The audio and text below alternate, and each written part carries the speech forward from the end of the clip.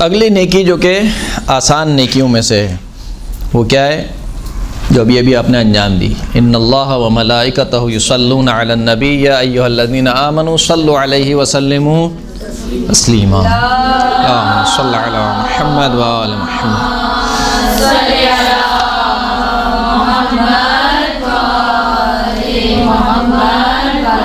سب سے آسان نیکی ہے. سب سے آسان نیکی سے مراد نہیں، آپ کو کچھ کرنا نہیں ہے، زبان سے 2 جملے بولنے، اللہم صلی علی محمد و آل محمد، بس یہ بولنا ہے آپ کو. اس نیکی کا فائدہ کیا ہے؟ الصلاۃ علی وعلی اہل بیتی تذہب بالنفاق. مجھ پر اور میرے اہل بیت پر درود کیا کرتا ہے؟ نفاق کو دور کر دیتا ہے. اور اتنی بڑی بیماری کا علاج ہے نفاق. نفاق کفر سے زیادہ خطرناک ہے. کفر کیا ہے کہ اعلانیہ انکار کرنا. نفاق کیا ہے کہ دل میں انکار اور زبان پر اقرار. کہا کہ یہ اگر مجھ پر درود بھیجو گے تو کیا ہوگا؟ نفاق کو دور کرے گا. من قال یا رب صلی علی محمد و آل محمد 100 مرۃ قضیت له 100 حاجۃ 30 للدنیا والباقی للآخرہ. جو شخص بھی 100 مرتبہ کہے کہ یا رب صلی علی محمد و آل محمد، ایک تسبیح نکالنی ہے، ایک تسبیح، یا رب صلی علی محمد و آل محمد، یا اللہم صلی علی محمد و آل محمد، ایک تسبیح، تو 100 حاجتیں اس کی پوری ہوں گی. 30 دنیا کی حاجتیں اور 70 آخرت کی. 30 حاجتیں دنیا کی اور 70 حاجتیں آخرت کی. محمد ابن مسلم سے روایت ہے کہ ما فی المیزان شیء اثقل من الصلاۃ علی محمد و آل محمد. کہا کہ نامہ اعمال میں، ترازو کے اوپر جب ترازو میں اعمال تولے جائیں گے تو اس ترازو میں کوئی عمل محمد اور آل محمد پر درود سے زیادہ وزنی نہیں ہوگا. صلی علی محمد و آل محمد.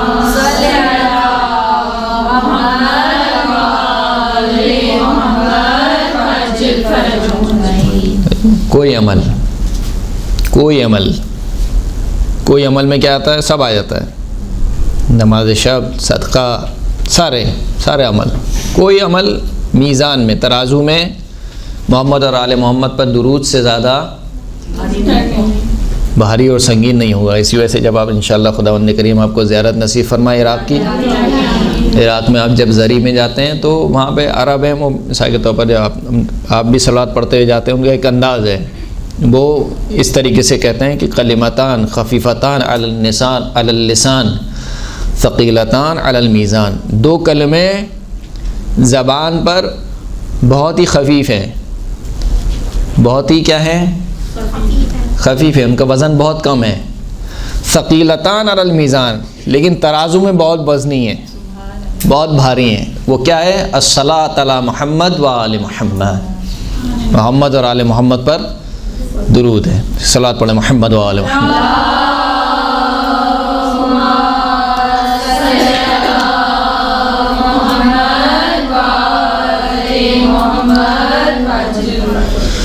من لم يقدر على ما يكفر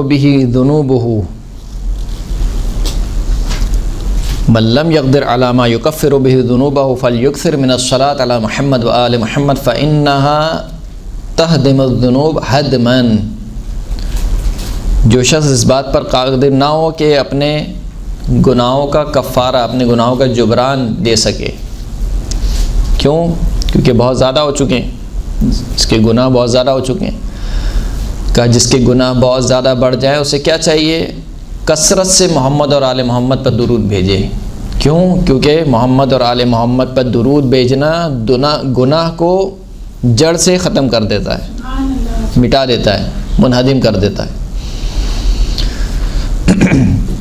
سرکار ختم مرتبت حضرت محمد مصطفیٰ صلی اللہ علیہ وآلہ وسلم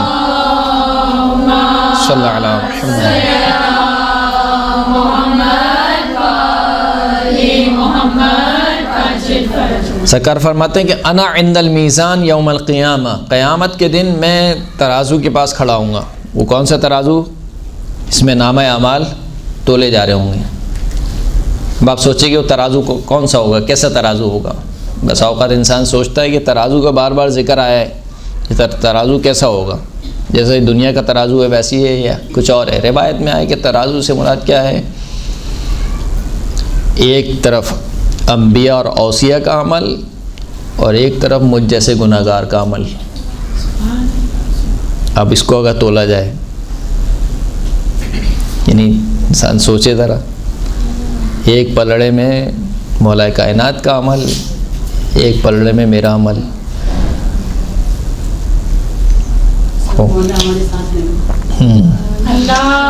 صلی علی محمد وعلی محمد.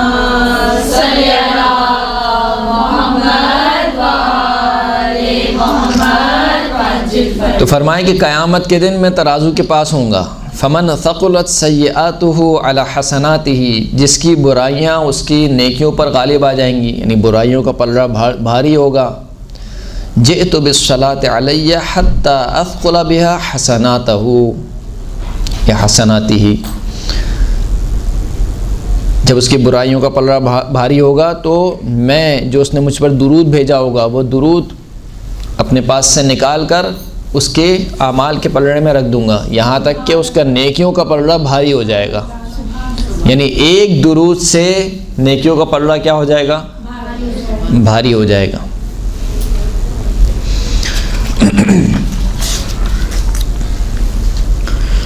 اجف الناس رجل ذکرت بین یدیہ فلم یصلی علی. اچھا، میں جو یہ عربی پڑھتا ہوں اس کی ایک خاص وجہ ہے. اس کی خاص وجہ کیا ہے؟ نعوذ باللہ یہ مقصد نہیں ہوتا کہ مجھے بہت اچھی عربی پڑھنا آتی. ہمارے استاد تھے، وہ کہتے تھے کہ جتنا ہو سکے روایت کو عربی کے ساتھ پڑھو. کیوں؟ کیونکہ ترجمہ جو ہے وہ میرا کلام ہے، میں کہہ رہا ہوں، لیکن روایت معصوم کا کلام ہے. میرا کلام شاید آپ کے دل پہ اثر نہ کرے، لیکن معصوم کا جو کلام ہے اس میں تاثیر ہے، اثر ہے. بہرحال کوئی ممکن ہے کہ ہو سکتا ہے کہ یہ تو مثال کے طور پر راوی نے معنی و مفہوم بیان کیا ہو، لیکن بہرحال ایک اس میں احتمال تو ہے کہ ہو سکتا ہے کہ یہ امام کا کلام ہو. اگر پورا بھی امام کا کلام نہیں ہو تو کچھ کلمے تو امام کے ہو سکتے ہیں اس میں سے. اجف الناس رجل ذکرت بین یدیہ فلم یصلی علی. لوگوں میں سب سے زیادہ جفاکار شخص، ظالم شخص وہ ہے کہ جس کے سامنے میرا نام لیا جائے، میرا ذکر کیا جائے اور مجھ پر درود نہ بھیجے. صلی علی محمد وعلی محمد.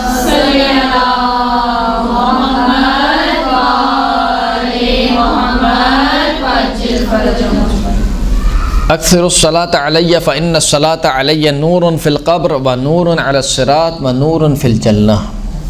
اللہ اکبر. کثرت سے مجھ پر درود بھیجو. کیوں؟ کیونکہ مجھ پر درود بھیجنا قبر میں نور ہے، پل صراط پر نور ہے اور جنت کا نور ہے. قبر کو نورانی کرنا چاہتے ہو تو کثرت سے کیا کرو؟ درود بھیجو.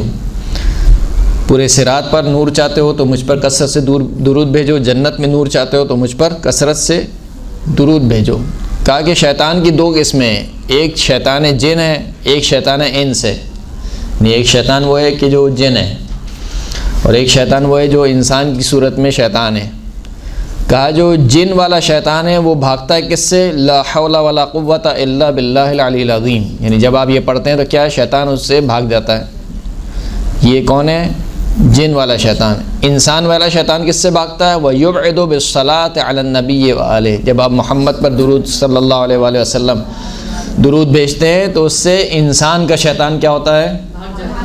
بھاگ جاتا ہے. من صلی علیہ مرۃ فتح اللہ علیہ بابا من العافیہ. جو ایک مرتبہ مجھ پر درود بھیجے خداوند کریم ایک دروازہ اس پر کھول دیتا ہے عافیت کا.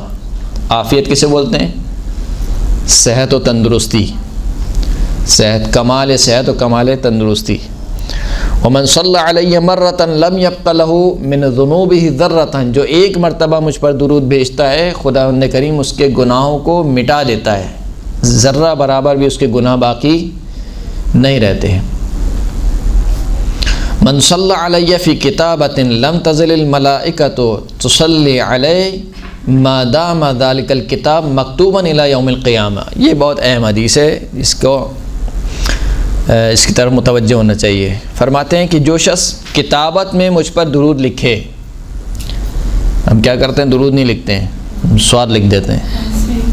کہ یہ سواد نہیں لکھنا چاہیے، احترام کے منافی ہے، پورا درود لکھنا چاہیے صلی اللہ علیہ وآلہ وسلم۔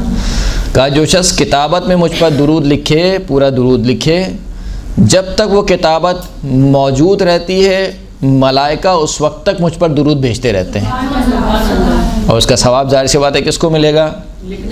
لکھنے والے کو۔ قیامت کے دن تک جب تک وہ کتابت محفوظ رہے گی، لکھی رہے گی، ملائکہ کیا کرتے رہیں گے؟ درود بھیجتے رہیں گے۔ اسی لیے شہید اول نے کتاب منیہ میں، منیۃ المرید میں لکھا کہ جب بھی آپ جو ہے وہ رسول اللہ کا نام لکھیں تو اس کے بعد پورا درود لکھیں، یعنی الصلاۃ علیہ وآلہ وسلام، اس طریقے سے لکھیں، اور خود زبان سے بھی کہیں، یعنی لکھتے بھی جائیں اور خود زبان سے بھی پڑھتے جائیں صلی اللہ علیہ وآلہ وسلم۔ ولا یختصر الصلاۃ فی الکتاب، شہید فرماتے ہیں یعنی شہید اول کہ لکھنے میں جو وہ مختصر نہ کریں کہ ٹائم نہیں ہے، پورا درود کون لکھے گا، صرف صاد لکھ دیا۔ ولا یسأم من تقریرها ولا وقعت فی السطر مرارا، اور اس کی تکرار سے، یعنی مثال کے طور پر ایک سطر میں 3 مرتبہ رسول اللہ کا نام آ رہا ہے یا 10 مرتبہ رسول اللہ کا نام آ رہا ہے، تو کہا 10 مرتبہ درود لکھیں۔ کہا یہ تکرار سے انسان کو خستہ نہیں ہونا چاہیے، تھکنا نہیں چاہیے۔ جیسے کہ فرماتے ہیں کہ بعض لوگ لکھتے ہیں، مثلا کہ صاد لکھ دیتے ہیں، یا صاد لام عین میم لکھ دیتے ہیں، یا صاد لام میم لکھتے ہیں، یا صرف صاد لکھتے ہیں۔ فإن ذلك خلاف الاولیٰ والمنصوص، کہا کہ یہ خلاف اولیٰ بھی ہے، یعنی ایک بہتر کام کو آپ نے ترک کر دیا، دوسرا نص روایت کے بھی خلاف ہے، روایت کہتی ہے کہ پورا درود لکھا جائے۔ بل قال بعض العلماء اول من کتب یہ صاد لام عین قطعت یدہ، بلکہ بعض علماء نے کہا کہ پہلا وہ شخص جس نے یہ ریڈ ڈالی تھی صاد لکھنے کی، کہ اس کے ہاتھ منقطع ہو گئے تھے۔ پہلا وہ شخص کون کہہ رہے ہیں؟ شہید اول، پہلا وہ شخص کہ جس نے یہ ریڈ ڈالی، اگرچہ گناہ نہیں ہے یہ، یعنی شرعی اعتبار سے گناہ نہیں ہے، لیکن کیا ہے آپ کو وہ ثواب نہیں ملے گا، اپنے آپ کو ثواب سے محروم کر لیں گے۔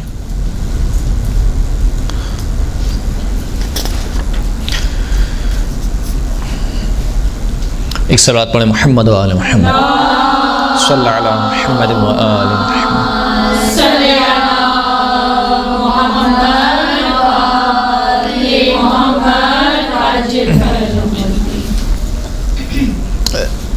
ایک جو روایت ہے یہاں پر خاص آپ لوگوں کے لیے، سرکار فرماتے ہیں کہ لا تضربوا اطفالکم علی بکائہم، اپنے بچوں کو جب وہ رو رہے ہوں تو ان کو مت مارو۔ فإن بکاءہم 4 اشہر شہادۃ لا الہ الا اللہ، جو بچہ جب روتا ہے، چھوٹے بچے کی بات ہو رہی ہے، جب وہ روتا ہے تو 4 ماہ تک جب وہ روتا ہے تو اس کا جو رونا ہے وہ لا الہ الا اللہ ہے، یعنی وہ گواہی دے رہا ہے لا الہ الا اللہ کی۔ و4 اشہر الصلاۃ علی النبی و آلہ، اور 4 مہینے کے بعد جو اس کا رونا ہے وہ نبی اور آل نبی پر درود ہے۔ و4 اشہر الدعاء لوالدیہ، اس کے بعد جو 4 مہینے وہ رو رہا ہے وہ اپنے والدین کے لیے دعا کر رہا ہے۔ لہٰذا اپنے بچے کو، یعنی چھوٹے بچے کو مت مارو۔ جو شخص بھی نماز صبح اور مغرب کے بعد قبل اس کے کہ اپنا پہلو بدلے، جیسے کہ تسبیح حضرت زہرا سلام اللہ علیہ کے لیے بھی یہی ہے کہ جیسے انسان نماز کو ختم کرے اسی حالت میں تسبیح پڑھے، قبل اس کے کسی سے گفتگو کرے یا اپنا پہلو بدلے اس سے پہلے تسبیح پڑھے۔ اسی طریقے سے اگر نماز صبح اور نماز مغرب کے بعد قبل اس کے کہ اپنا پہلو بدلے یا کسی سے گفتگو کرے اس سے پہلے اگر یہ کہے، کیا کہے؟ ان اللہ و ملائکتہ یصلون علی النبی یا ایھا الذین آمنوا صلوا علیہ وسلموا تسلیما اللہم صلی علی محمد النبی و ذریتہ، یہ کہے قضى اللہ لہ 100 حاجۃ، خداوند کریم اس کی 100 حاجتیں پوری کر دے گا۔ 70 فی الدنیا و 30 فی الآخرہ، 70 حاجتیں دنیا میں اور 30 حاجتیں کس میں؟ آخرت میں۔ پھر سرکار فرماتے ہیں کہ جو شخص بھی خالص نیت کے ساتھ اور خالص قلب کے ساتھ مجھ پر 1 مرتبہ درود بھیجے گا، قضى اللہ لہ 100 حاجۃ، خداوند کریم اس کی 100 حاجتیں پوری کر دے گا۔ اور جو شخص مجھ پر دن میں 3 مرتبہ درود بھیجے، یا ہر رات 3 مرتبہ درود بھیجے، یعنی یہ ہر دن 3 مرتبہ یا ہر رات 3 مرتبہ درود بھیجے، حبا لی و شوقا الیہ، لیکن اس کا یہ درود کس وجہ سے ہو؟ مجھ سے محبت کی وجہ سے ہو اور میرے شوق کی وجہ سے ہو۔ تو کان حقا علی اللہ عز وجل ان یغفر لہ ذنوبہ، تو خداوند کریم کا حق یہ ہے کہ خداوند کریم اس کے ذنوب، اس کے گناہوں کو بخش دے۔ تلک اللیلہ و ذالک الیوم، یعنی جس دن اور جس رات وہ 3 مرتبہ درود پڑھے، اس دن کے گناہ اور اس رات کے گناہ کیا کرے؟ خداوند کریم معاف کر دے۔ دیکھیں میں بار بار عرض کر رہا ہوں آپ سے، یہ جتنا ثواب آپ سن رہی ہیں اس کا یہ مطلب نہیں ہے کہ انسان گناہ کرے، یعنی اس حدیث پر اعتماد کرتے ہوئے انسان کہے گا صحیح ہے 3 مرتبہ درود پڑھ لیں گے گناہ معاف ہو جائیں گے، اب جو گناہ چاہے کرو، ایسا نہیں، یہ حدیث یہ نہیں کہہ رہی ہے، بلکہ حدیث کیا کہہ رہی ہے کہ مثال کے طور پر اگر کوئی گناہ تم سے سرزد ہو گئے ہیں بے خیالی میں، یا مثال کے طور پر نفس کے غالب آنے کی وجہ سے گناہ سرزد، ہم معصوم نہیں ہیں بالآخر، یا غفلت کے عالم میں اگر کوئی گناہ تم سے سرزد ہو گیا ہے تو رات کو 3 مرتبہ درود پڑھو، تمہارے گناہ معاف ہو جائیں گے۔ دن میں 3 مرتبہ درود پڑھو، تمہارے گناہ کیا ہوں گے؟ معاف ہو جائیں گے۔ اسی طریقے سے اور جتنی بھی روایات ہیں گی کہ جس میں گناہوں کے معاف ہونے کا تذکرہ ہے، اس تمام روایتوں کا مفہوم یہی ہے، یعنی اگر کوئی شخص امام حسین کے غم میں 1 مرتبہ آنسو بہائے، 1 آنسو بہائے تو اس کے گناہ بخش جاتے ہیں، اس کا یہ مطلب نہیں ہے کہ اسی حدیث پر اعتماد کرتے ہوئے گناہ سب انجام دیتا رہے اور کہے کہ میں تو بس محرم میں رو لوں گا میرے گناہ بخش جائیں گے۔ نہ یہ مطلب ہے کہ جو مثال کے طور پر کچھ لوگ ہیں جو کہتے ہیں، اسی اشکال کی وجہ سے کچھ لوگ کہتے ہیں کہ نہیں یہ حدیثیں صحیح نہیں ہے، تو آپ حدیث کو صحیح نہیں سمجھیں۔ حدیث یہ نہیں کہہ رہی ہے کہ آپ جو چاہے گناہ کریں، امام حسین کی مجلس برپا کریں، آپ کے گناہ بخش جائیں گے، نہیں، حدیث یہ کہہ رہی ہے کہ اگر آپ سے گناہ سرزد ہوئے ہیں، چاہے وہ گناہ کبیرہ ہوں چاہے وہ گناہ صغیرہ ہوں، اور گناہ کا سرزد ہونا سرکشی کی وجہ سے نہیں ہے، طغیان کی وجہ سے نہیں ہے، اللہ کی حدود سے خارج ہونے کی وجہ سے نہیں ہے، بلکہ گناہ سرزد ہو گئے، مثال کے طور پر کسی نے اپنے نفس پر جو وہ عمل کیا، اپنی خواہش نفس پر اپنا عمل کیا، یا غفلت کی وجہ سے کسی بھی وجہ سے بالآخر گناہ سرزد ہو گئے تو وہ گناہ معاف ہو جائیں گے، نہ یہ کہ ان حدیثوں پر عمل کرنے کی وجہ سے انسان گناہ کرے، ورنہ تو یہ حدیثیں جیسے میں نے آپ کے سامنے عرض کر رہا ہوں، ابھی بسم اللہ کے آپ نے فضائل پڑھے، ابھی یہ درود کے آپ فضائل پڑھ لیں، اس طریقے سے تقریباً آپ اگر احادیث کے باب کو اٹھا کر دیکھیں گے تو ایک پورا ذخیرہ ہے، اور ہر باب میں تقریباً اسی قسم کی حدیثیں، مثلا صدقے کے بارے میں اسی حدیث ہے یہ کہ گناہ معاف ہوتے ہیں، حج کے بارے میں کہا جو شخص حج انجام دے گویا ایسے ہے کہ ابھی ابھی دنیا میں پیدا ہوا ہے، جو شخص حج انجام دے، تو اس کا مطلب کیا ہے؟ انسان پورے سال حج گناہ کرے اور 1 سال جا کے حج انجام دے، یہ کہنا چاہ رہی ہے حدیث یا نہیں؟ اسی طریقے سے روزے کے بارے میں، نماز کے بارے میں، جب انسان نماز کے لیے کھڑا ہوتا ہے تو اس کے گناہ ایسے جھڑتے ہیں جیسے درخت سے پتے، حدیث ہے، لیکن ان تمام حدیثوں کا مطلب یہ نہیں ہے جو بعض ہمارے عوام الناس سمجھتی ہے یا بعض جو ان حدیثوں پر اشکال کرنے والے سمجھتے ہیں۔ ان تمام حدیثوں کا مطلب یہ ہے کہ اگر آپ سے گناہ سرزد ہو گئے ہیں اور آپ متوجہ ہو گئے ہیں آپ خداوند کریم کی جانب، تو ان اعمال کو انجام دیجئے، خداوند کریم انشاءاللہ ان اعمال کے وسیلے سے آپ کے گناہ کیا کر دے گا؟ معاف کر دے گا۔ صلوات پڑھیں محمد و آل محمد صلی اللہ علیہ وسلم۔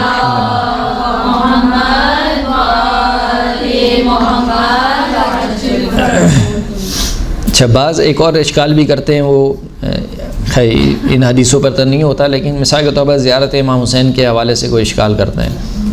ایک زیارت مثال کے طور پر کیسے 1000 حج کے برابر ہو سکتی ہے؟ ایک زیارت جو وہ کیسے 1000 عمرے کے برابر ہو سکتی ہے؟ وہ بھی عمرہ مقبولہ، وہ بھی حج مقبولہ، وہ بھی حج و عمرہ جو رسول اللہ کے ساتھ انجام دی ہوں۔ تو عرض خدمت یہ ہے کہ یہ آپ لوگ تیاری کر رہے ہیں، اس کا مطلب ٹائم ختم ہو گیا ہے۔ عرض خدمت یہ ہے کہ یہ کیا ہے، یہ جو ہے وہ صرف ثواب بیان ہو رہا ہے، یعنی ایک زیارت اتنے ثواب کے برابر ہے، یہ نہیں کہا کہ آپ زیارت کر لیں تو حج کی چھٹی ہو گئی، ثواب یہ ہے آپ اس کا، اور ایسا بہت ہے، بس اوقات مستحب کام کا عمل بہت زیادہ ہوتا ہے واجب کام سے۔ فجر کی نماز کا ثواب کیا ہے؟ اس کے مقابل میں نماز شب کا ثواب، کوئی تقابل نہیں ہے، لیکن بالآخر نماز فجر واجب ہے، نماز شب مستحب ہے. تو مستحب کام پہ ثواب رکھا ہی اس وجہ سے ہے کہ وہ مستحب ہے، یعنی اس میں چھوٹ ہے، اور خداوند کریم چاہتا ہے کہ وہ اس کام کو انجام دے، میرا بندہ اس کام کو انجام دے. جیسے آپ بچوں میں کرتے ہیں، مثال کے طور پر آپ بچوں کو کیا دیتے ہیں؟ لالچ دیتے ہیں نا، فلاں کام کرو گے ٹافی ملے گی، فلاں کام کرو گے یہ ملے گا، فلاں کام یہ کرو گے. تو جب آپ بچے سے کوئی ایکسٹرا کام لینا چاہتے ہیں تو کچھ ایکسٹرا گفٹ دیتے ہیں اس کو، تاکہ بچوں کو زیادہ اشتیاق ہو. اگر وہی مثال کے طور پر لنچ ہے جو روزانہ کا لنچ ملنا ہے، تو وہ تو بچہ وہ کام تو نہیں کرے گا جو آپ اس سے ایکسٹرا کام کرانا چاہتے ہیں، کہ یہ تو مما روزانہ ہی دیتی ہیں. جب آپ کچھ ایکسٹرا دیں گے اس کے ساتھ، تو پھر وہ بچہ کہے گا، یعنی سوچے گا تو صحیح کم از کم کہ اب اس کو کرنا چاہیے، اس کو نہیں کرنا چاہیے. درود پڑھیں محمد و آل محمد.